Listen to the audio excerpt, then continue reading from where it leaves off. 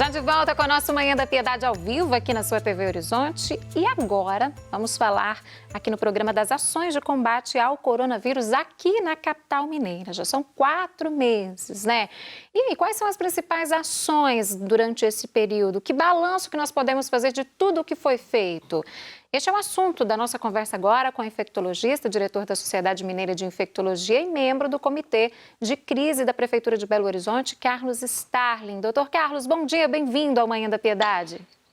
Bom dia, Síria, um prazer enorme. Prazer é todo nosso, doutor.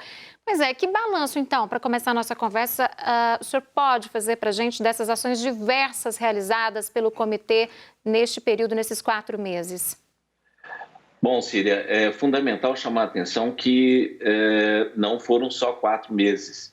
Na realidade, a preparação para essa epidemia, ela começou em janeiro pela Prefeitura de Belo Horizonte, né, quando nós nem ainda fazíamos parte desse comitê. Mas a Secretaria Municipal de Saúde começou essa preparação em janeiro, né, vendo que o R0 dessa epidemia na China era de 2,6, 3, ou seja, uma pessoa transmitindo para 2 a 3 pessoas um caso, eles começaram essa preparação. Foi feito, então, montado toda uma estratégia para enfrentamento da epidemia, com capacitação de pessoal, com estruturação de centro especial de atendimento a pacientes com Covid, específico para isso. Leitos foram preparados, né, e sendo feita uma expansão da rede de forma progressiva, para não gastar recurso público sem utilizá-lo, né? Então, toda essa preparação de capacitação, fazer estoque de material de proteção, equipamento de proteção individual para trabalhadores de saúde, tudo isso foi feito. E um sistema de vigilância que pudesse também nos dar informações a tempo e a hora. Com isso, logo nos primeiros casos foi feito, então, um fechamento das atividades não essenciais na capital. O que é absolutamente fundamental é fechar logo no princípio, nos 50 primeiros casos. Foi assim que os países que tiveram mais sucesso conseguiram passar por essa crise. E eu acho que os números hoje falam por si, né? Nós temos a menor mortalidade do país para cidades com menos de 1 milhão de habitantes, com 1 milhão de habitantes, e com cidades até 100 mil habitantes, né? Essa proporção nós ficamos em terceiro lugar. Ou seja, o resultado dessa preparação e das medidas que estão sendo tomadas é exatamente esse, né? Nós temos hoje a menor mortalidade do país, né? Não quer dizer que nós não estejamos tendo problemas na condução, ou seja, hoje nós estamos com aproximadamente 90% das unidades de terapia intensiva para Covid ocupadas, né? E temos uma transmissão que estabilizou. Esse R0 nosso de Belo Horizonte hoje está em torno de 1, né, e tendendo a cair. Então, nós entendemos que o manejo da epidemia ele tem sido muito satisfatório, apesar de todos os problemas que nós temos enfrentado no contexto de uma epidemia. Doutor, se não me engano, no final de junho, se não me falha a memória, dia 29, o prefeito voltou a fechar, né, algumas atividades do comércio, que estava aberto para algumas atividades, que até então estava voltando a funcionar aos poucos, né, de forma escalonada. Qual o impacto que essa medida, que essa ação trouxe para a saúde da população, do fim de junho para cá? Bom, na realidade, foi feito uma flexibilização no dia 25 de maio, né, em que nós voltamos fomos abrindo progressivamente as atividades na cidade, e com isso o vírus circulou, né, que já estava circulando em Belo Horizonte, e muito influenciado por inúmeros pacientes que recorrem da região metropolitana e do interior a Belo Horizonte, o vírus circulando, né? Quando chegou em junho, nós vimos que o aumento do número de casos estava sendo atingindo níveis que os nossos indicadores estavam mostrando que deveriam haver um recuo. Na medida que houve um recuo dessas atividades, aí sim, caiu novamente o número de casos, né? O número de internações reduziu progressivamente. E hoje nós estamos nessa condição, com uma epidemia num platô, né, de número de casos diários estabilizado, assim como a tendência desse número de casos de estabilizar e cair progressivamente. Uhum. Quais são as próximas ações, quais serão as próximas ações, atividades previstas aí para os próximos dias, realizadas pelo comitê, doutor?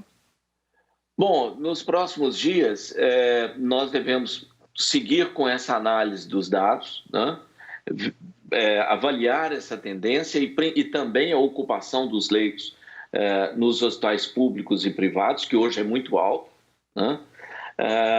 E planejar a reabertura progressiva como vinha sendo feita. Então, tem todo um planejamento de quais atividades podem ser abertas, qual que é a regra para essa abertura, né? Das várias atividades comerciais da cidade e também atividades de lazer, né? Então, tudo isso foi programado e está sendo acompanhado de acordo com os indicadores que são coletados dia a dia. Em epidemia é assim, né? Um dia após o outro.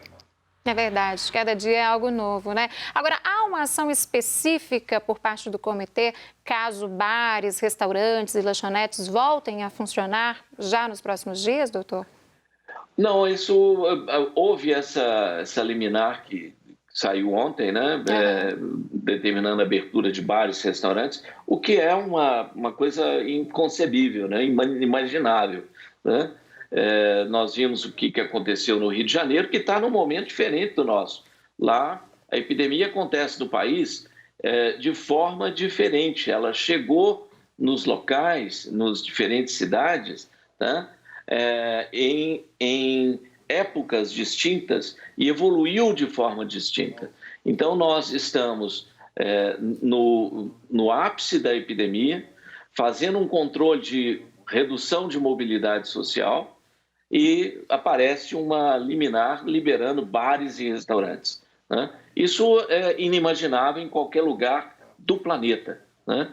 Então, a última coisa que se pode abrir no contexto epidêmico são bares e restaurantes, né? Porque é um lugar onde, para comer, as pessoas tiram a máscara, né? E depois que bebem, perdem o controle. Então, com isso, não há possibilidade de controle de uma epidemia num ambiente dessa natureza. Então, claro, a prefeitura vai recorrer, né, dessa decisão judicial, que é inimaginável no contexto epidêmico. Mas nós não acreditamos que isso possa passar, né? E se passar, a população tem o juízo de não frequentar esses ambientes nesse momento. Se quiserem pegar Covid, né, e se arriscarem a vida das pessoas com as quais elas tenham contato, é só fazer isso, né? Arrisquem, mas aí a responsabilidade é de cada um e do juiz que deu essa liminar. Agora, o senhor falava sobre a ocupação dos leitos, né, na capital. Como que está a situação em relação aos profissionais de saúde, a quantidade de profissionais disponíveis para atender a população nesses hospitais, doutor? Essa é outra questão importante, né? Os profissionais de saúde são grandes vítimas dessa epidemia, né? Então, o nível de afastamento chega a 30%, né, de perda de força de trabalho na área de saúde, com a epidemia acelerando e com uma perda progressiva dos profissionais, né, para ficar em quarentena ou em tratamento, né, em função de adquirirem, né, a doença no ambiente de trabalho. Ou seja, é uma situação extremamente preocupante, né? É um momento difícil para todos que trabalham na linha de frente de atendimento aos pacientes. Entretanto, nós estamos conseguindo lidar com a epidemia e ter, né, não tem havido falta de leitos e nem atendimento aos pacientes que precisam, né? Mas é uma situação complexa e de difícil manejo. Então, é preciso que a população tenha realmente uma compreensão muito grande, permaneçam em casa, saiam para as atividades absolutamente essenciais, né? E adotem as medidas de distanciamento social, o uso de máscara, ficar 1,5 metro, né, uma pessoa da outra quando tiver algum contato e sair o mínimo possível. As orientações, portanto, para as pessoas continuam as mesmas, porque às vezes a gente percebe algumas pessoas já relaxando, né? Às vezes esquecendo de tomar esses cuidados tão importantes. Então, as orientações para quem, por parte do comitê, para quem está em casa, continuam as mesmas em relação ao distanciamento, à higienização. Perfeito, Cília. As mesmas e cada vez mais rigorosas, né? Uma vez que nós estamos em período de ascensão da epidemia, tendendo a uma estabilidade, né? Mas ainda é um momento de muito estresse, né? O vírus circula cada vez mais. As pessoas que estão nos assistindo podem corroborar isso, porque a epidemia está chegando cada vez mais próximo das pessoas que nós conhecemos ou dentro das casas das pessoas, né, que nós conhecemos. Ou seja, a confirmação de que nós estamos no pico da epidemia, chegando nesse pico, né, e depois tende a estabilizar e cair progressivamente. E se houver um relaxamento nesse período, sobe outra vez. É o que aconteceu, por exemplo, em Barcelona nesse final de semana, que houve a necessidade da cidade novamente voltar a recuar todas as medidas que haviam sido já liberadas, ou seja, houve um fechamento geral da cidade, mesmo depois de aberta. Essas indas e vindas estão relacionadas ao comportamento das pessoas e aos cuidados que são tomados. Isso tem acontecido em todos os lugares do mundo. Tem acontecido nos Estados Unidos, nós vimos aquelas grandes manifestações, o reflexo foi um aumento imediato do número de casos em várias regiões daquele país. Isso vai acontecer em Minas, isso vai acontecer em vários outros estados do Brasil. Tá, eu sei que é difícil determinar isso, falar de prazo, doutor, até mesmo porque envolve várias questões que são muito instáveis, né? Mas se a população colaborar, tomar todas as medidas, a gente pode trabalhar com expectativa de queda acentuada aí nessa curva já para o próximo mês? Sim. Se o nível de adesão da população for bom, ou seja, um distanciamento um distanciamento social adequado, um isolamento social, né, e redução de circulação das pessoas em aproximadamente 50%, com 50% das pessoas trabalhando em home office e as atividades não essenciais que aglomeram pessoas, tipo bares, restaurantes, shopping center, campo de futebol, né, grandes shows, isso não tem condições, não há possibilidade dessas atividades funcionarem. Uma redução de 90% dessas atividades com 50% das demais. Com isso, nós conseguimos realmente reduzir o número de casos.